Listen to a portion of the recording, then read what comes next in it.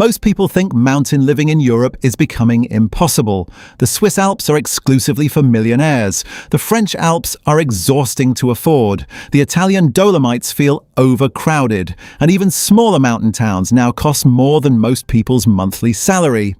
But here's the strange part. There are still countries where you can get the Alpine lifestyle, the wooden chalets, the glacial lakes, the mountain views, the outdoor culture, for under $800 a month. And most people have absolutely no idea they exist. Today, I'm showing you 4 countries that look shockingly like Switzerland, but cost a fraction of what people are paying in Western Europe in 2026. And the final country might be the biggest loophole for remote workers right now. But this time, we're going deeper, because living cheaply is one thing. Actually building a life there is something completely different. So I'm also going to show you how foreigners, expats and digital nomads are actually making money in these mountain towns right now. Let's start with the one that might be the most visually stunning region on the entire continent. The Albanian Alps don't feel manufactured. They don't feel like a place built for mass tourism, and that is exactly why people fall in love with them. The first thing you notice is the scenery. Huge, jagged peaks, traditional stone houses, rivers so turquoise they look fake on camera, and base cities like Shkodra that act as the perfect gateway to mountain villages like Theth. Then you see the prices, and suddenly Switzerland starts feeling like a scam. A modern apartment in Shkodra can cost as little as $300 a month. Traditional mountain meals often cost under $8. Cafe culture is massive here, and locals can sit for hours spending almost nothing. But what makes Albania especially interesting in 2026 is that more foreigners are quietly moving here and building small online businesses while costs are still low. Some run boutique guest houses or hiking tours in Theth. Others open cafes, adventure tourism agencies because the scenery alone generates content that looks cinematic without spending a fortune. Remote workers earning Western salaries are also basing themselves in Shkodra because Albania lets Americans and many others stay for up to a year visa-free, allowing them to keep far more of their income instead of burning it on rent. And because this region still feels undiscovered by the masses, many people believe this is the absolute cheapest moment to enter before international attention changes the entire market. Now, the next country is completely different. It's further east, more rugged, more nomadic, and somehow even more addictive. Kyrgyzstan is known as the Switzerland of Central Asia, and it doesn't feel cheap. That's the shocking part. The towering Tian Shan mountains look expensive. The massive Alpine lakes look expensive. The vast green valleys look like places billionaires vacation. And then you see the actual prices. In base cities like Karakol, fully furnished apartments can still rent for $200 to $350 a month. Fresh food markets are absurdly affordable. Street food and local meals can cost less than a coffee in Geneva. And the entire monthly cost of living easily slides in under $600. But Kyrgyzstan's real advantage is opportunity in the adventure space. This is one of the most naturally gifted countries on the list, which means there's actual economic activity happening around outdoor tourism. Foreigners here often build businesses around trekking, winter sports, eco-lodges, horseback tours, or content creation.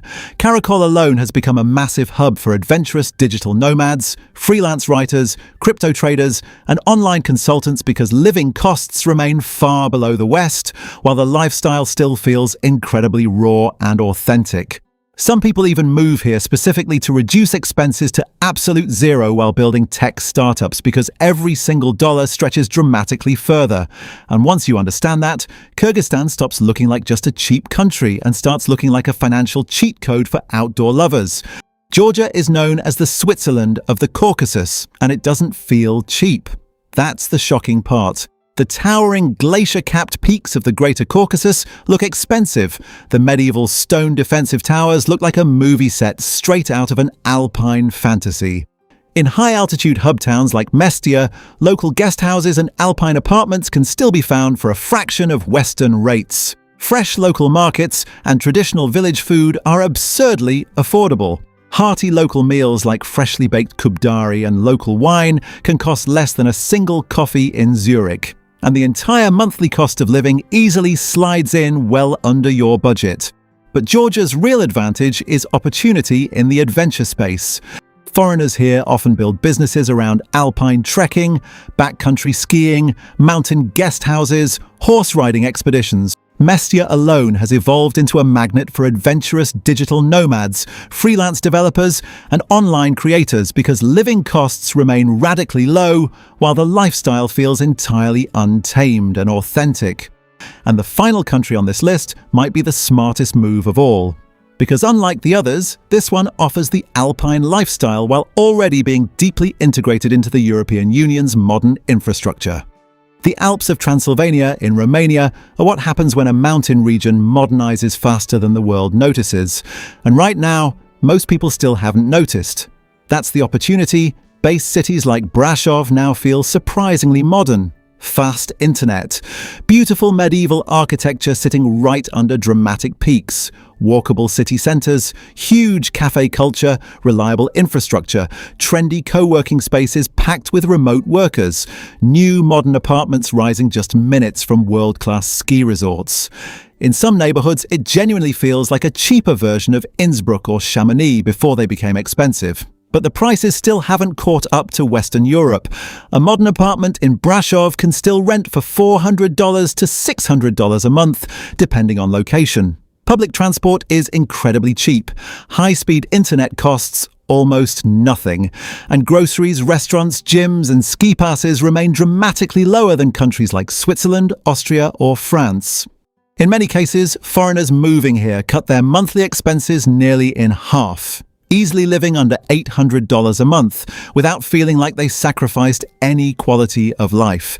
And that's the part that shocks people most about Brasov. It doesn't feel cheap in a bad way. It feels efficient, comfortable, functional, like a mountain city quietly upgrading itself while the rest of the world still sees outdated stereotypes. But Romania's biggest advantage is balance. It feels stable. You get EU benefits, European infrastructure, safety, modern conveniences, and low costs right next to the slopes. That combination is becoming incredibly rare in 2026 because most affordable mountain towns usually force you to compromise somewhere. Maybe the infrastructure is weak, maybe healthcare is unreliable, maybe internet speeds are terrible. Romania somehow avoids most of those problems while still staying affordable enough for normal people.